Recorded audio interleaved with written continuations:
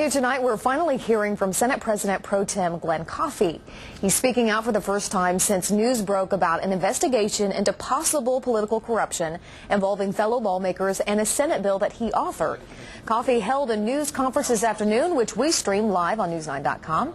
Adrian Ivashinsky was also there, and Adrian, I say things got a little bit heated today. They sure did, Amy. Senator Glenn Coffee read from a prepared statement at first, but things got heated when he started taking questions from the media and refused to answer the pressing question at hand.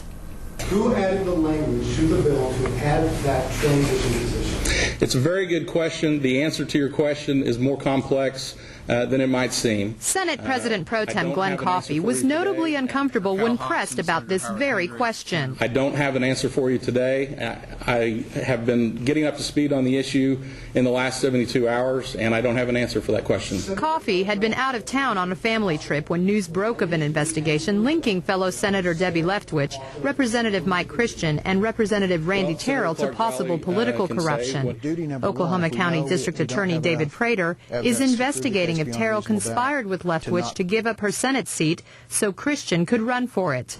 This in exchange for a high-paying position with the medical examiner's office, a position that was mysteriously added to Senate Bill 738 without anyone's knowledge. I don't know who added the language. I don't have that information. Until I've had a chance to make an inquiry, I can't comment or respond to questions that I don't know the answer to. Coffee defends his position on authoring and signing Senate Bill 738, which he states was supposed to help reform the embattled medical examiner's office, something he says he's been pursuing for the past 2 years.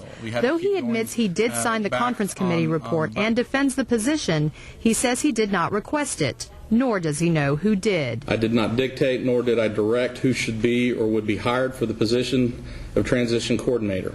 Senator Coffee also blames the hectic pace of the final days of session as an excuse for how this confusion could have happened. With all that happens in the closing days, all legislative staff is active in drafting and amending bills, and I don't micromanage who works on which bills. When asked if the system should be fixed, he had this to say. I'm a term-limited legislator, and the next legislature will have the opportunity to address those kind of issues if they choose. Despite the controversy, Coffee defends the job he did representing his district, saying he has had a very active and rewarding 12 years. Whether he will truly investigate who added that legislation is yet to be seen. All right, Adrian, and the district attorney confirms that medical examiner spokesperson Cherokee Ballard and former chief administrative officer Tom Jordan, they came forward with information and are witnesses in the investigation. Now, Coffee says he has not been called as a witness. A multi-county grand jury is set to meet in